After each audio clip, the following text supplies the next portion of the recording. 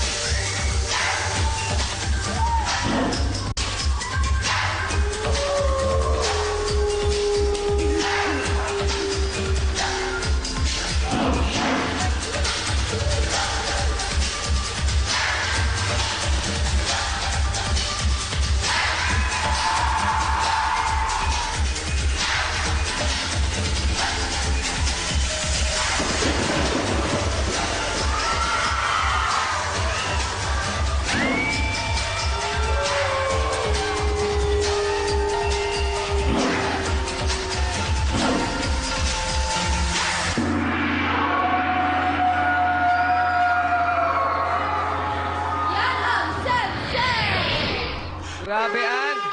Ibang-iba ang mga ginawa ng mga contestants today, no? Iba-iba, ibang mga klase. Iba-iba. Ang malupit nun, may naiiyak kanina. Kuya, nakakatakot naman kayo makatingin hanggang Ito ngayon. kayo, guys. Alam mo na, Hurt. alam mo sino naiiyak? Sino? Naiiyak po si Luis Manzano. Kasi pinanonood din namin, naalala siya kasi mga werewolf sila, lobo. May naalala siyang lobo. Hindi ko alam kung sino yung lobong naalala niya, ba't siya naiiyak. Luis, I love you. Okay, Kuya Kim, Oy, pasok! For the people! Ang ating nakikita ay isang werewolf. Alam niyo ba na mga wolf o canis lupus ang pinakamalaking miyembro ng canine family na kamag-anak ng aso. Kaya umaatungal dahil sila ay highly territorial at pinoprotektahan ang kanilang teritoryo. Okay, mga people, ready na ba kayo?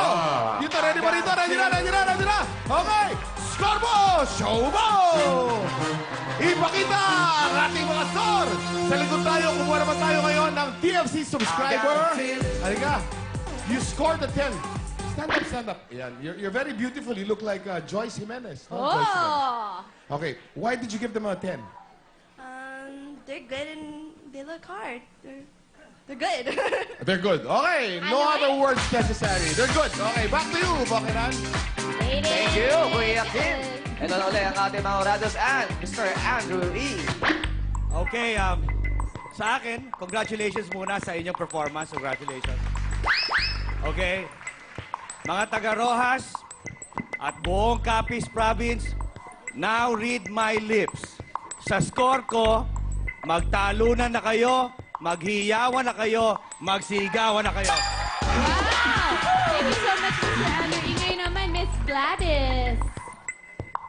Kung si Jong napatayo niyo kagabi, ngayon, iba ang gagawin niya. Jong?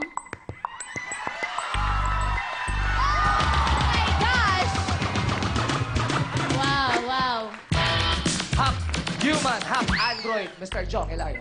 Okay, Miss Gladys, ano naman yung masasabi? Sa ginawa niyong yan, eto sa inyo. Sampal. Akala ko, Chris, Thank you.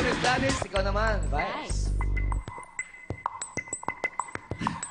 Alam mo, ewan ko ba dito sa ano to, sa linggong to, para pahirapan sana ngayon na ako umalis.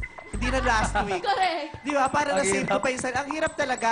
Yung pinakita naman ng grupong to, kasi yung iba, yung mga nauna, mga talagang pure talent, di ba? Kayo, both talent and skill. Kasi iba yung talent, iba yung skill eh. Di ba? Kasi kung di ako nagkakamali, ang talent, innate yan eh. Innate, di ba? Yung pag pinanganak ka, meron na yan. Yung skill na pag-aaralan, na-acquire sa pagpapractice, di ba? Kayo, yung puro hip-hop, puro tumblingan yung iba. Sa inyo, jazz, ballet, may nakita akong mga ganon, di ba? At mga lalaki kayo. Di ba? Tapos kahit lalaki kayo, ang graceful yung mag-extend ng mga legs. Ang galing. Hindi ko na alam. Bahala kayong mag-break ng tie. Hey, mga Pilipinas 45, maraming salamat sa ating mga hurados. Yes, ngayon naman mapunta tayo backstage kay Jiggy and Teddy. Thank you, Bong and Ann. Kayo naman, Jukes and Teddy.